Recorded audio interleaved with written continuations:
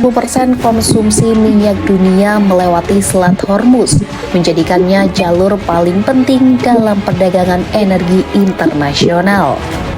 Pemirsa, Iran kembali menutup Selat Hormuz karena blokade laut oleh Amerika Serikat. Bahkan Presiden Amerika Serikat Donald Trump mengancam akan melanjutkan perang jika tidak ada kesepakatan hingga Rabu. Niaga tertahan hingga perusahaan pelayaran menghentikan operasionalnya di kawasan Teluk. Mali Energi Amerika Serikat atau EIA bahkan menyebut Selat Hormuz sebagai titik penyempitan transit minyak paling penting di dunia. Tegangan di Timur Tengah, Iran akhirnya membuka Selat Hormuz selama gencatan senjata antara Israel dan Lebanon.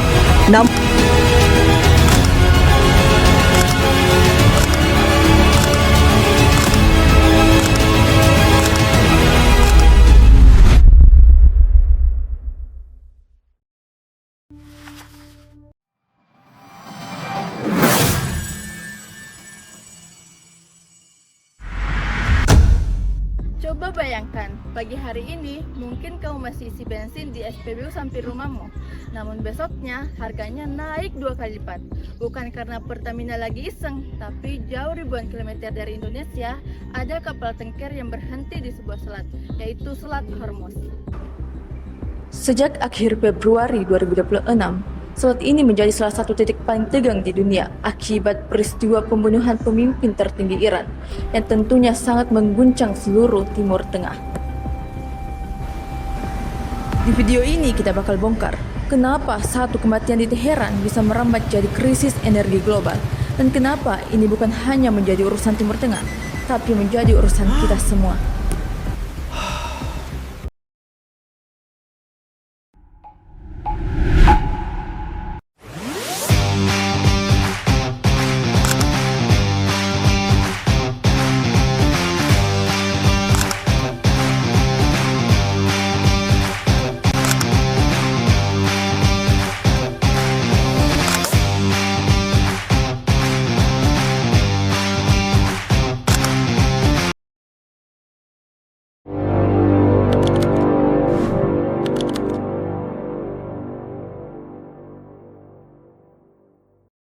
Pada 26 Februari, Amerika Serikat dan Israel melakukan serangan udara gabungan ke Iran.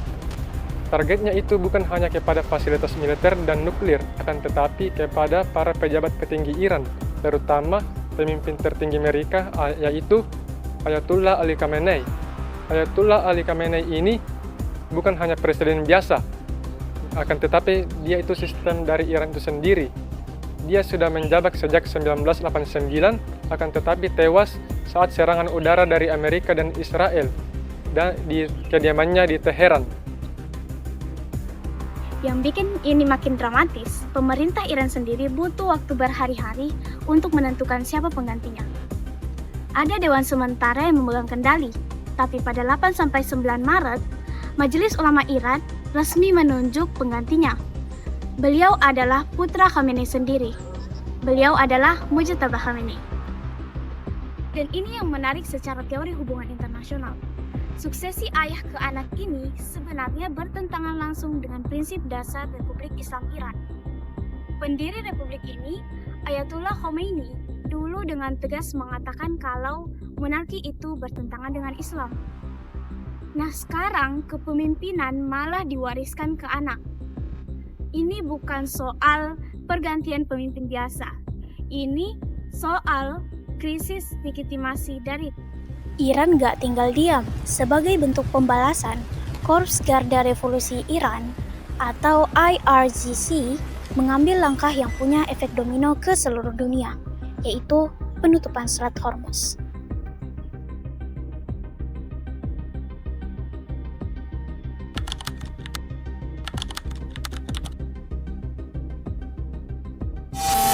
Sebelum lanjut, kita perlu paham dulu satu konsep kunci di hubungan internasional, yaitu kerawanan energi atau energi security. Simpelnya begini, hampir gak ada negara di dunia yang energinya swasembada penuh. Oleh karena itu, negara-negara saling bergantung lewat impor-ekspor, dan ketergantungan ini memiliki titik-titik rawan. Kerawanan energi dapat kita jelaskan dalam 3 aspek. Yang pertama adalah supply. Bagaimana suatu negara itu dapat memperoleh atau menghasilkan energi. Yang kedua adalah distribusi. Bagaimana energi ini dapat kita salurkan, baik lewat jalur pipa, jaringan listrik, atau bahkan jalur laut. Yang ketiga adalah akses. Apakah energi ini benar-benar dimanfaatkan oleh masyarakat, baik secara fisik maupun secara harga yang terjangkau. Sebelum minyak masuk ke SPBU, minyak melewati proses yang cukup panjang. Minyak diambil dari sumur minyak, lalu diangkut menggunakan pipa atau kapal tanker ke kilang untuk diolah menjadi bensin, solar, atau aftur. Setelah itu, bahan bakar didistribusikan ke berbagai daerah.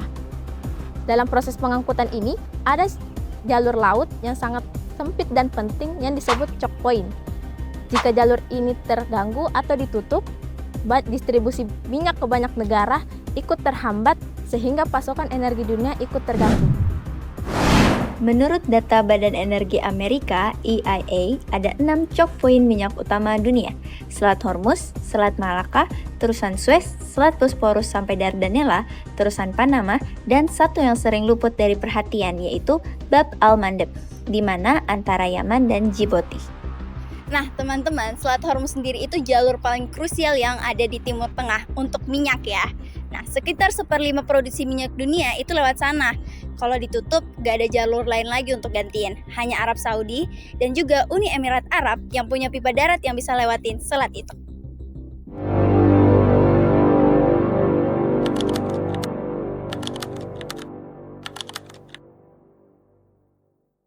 Ini yang bikin situasi 2026 berbeda dari krisis-krisis energi sebelumnya. Ada 2 choke point besar yang mengganggu di waktu yang hampir bersamaan.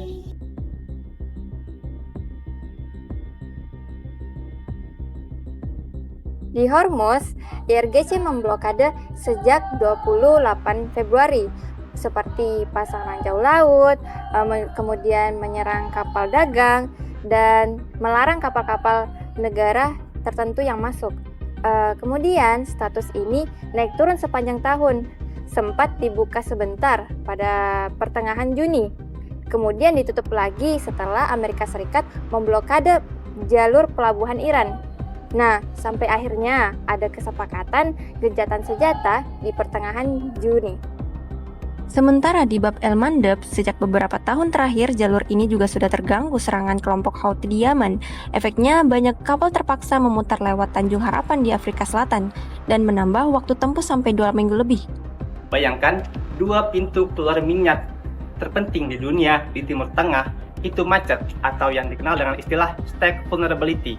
Sistem energi global itu memang dirancang hanya untuk bisa dijangkau di akses yang sempit. Sehingga begitu 2 saja akses yang tertutup, maka tidak ada yang mampu untuk menggantikannya. Efeknya, harga minyak jauh melonjak tinggi yang menyebabkan kelangkaan minyak dan kepanikan masyarakat.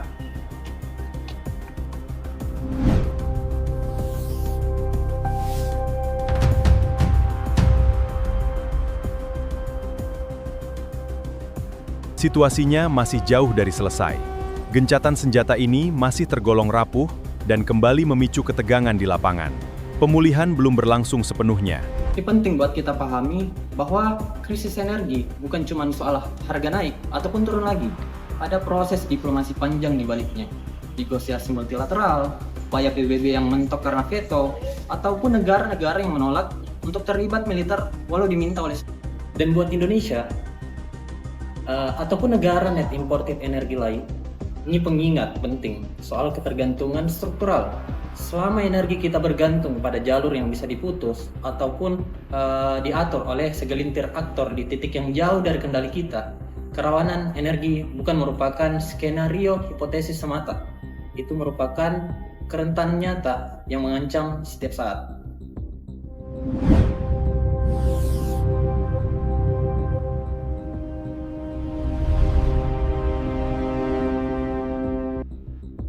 Jadi, kembali ke pertanyaan awal kita, kenapa sih kematian 1 orang di Teheran, Iran bisa bikin harga BBM naik di Indonesia? Itu karena sistem energi global saling terhubung melalui titik-titik yang sangat sedikit dan sangat rentan. Nah, satu keputusan politik di satu titik saja, efeknya nyampe ke dompet orang yang bahkan gak tahu di mana Selat Hormuz itu berada. Bagi pandangan HI, ini juga mengangkat pertanyaan yang lebih besar lagi. Apakah rezim ketergantungan energi global yang kita punya saat ini tuh sustainable, atau justru bikin struktur ini tuh bikin konflik regional bisa menjadikan senjata bagi siapapun yang menguasai titik-titik sempit itu. Nah, itu dia dari kami. Kalau kalian memiliki pandangan lain, silahkan tulis di kolom komentar. Jangan lupa like, share, dan subscribe supaya teman-teman kalian juga tahu.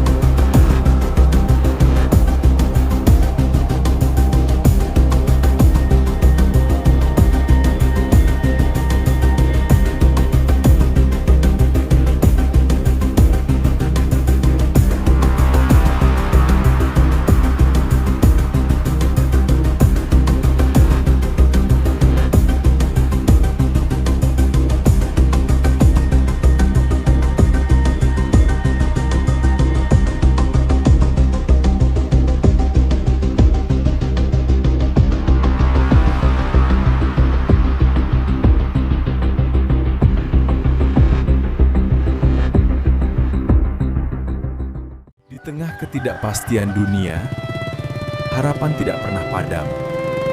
Mereka adalah bukti bahwa dengan bersama menghadapi hari esok yang lebih cerah.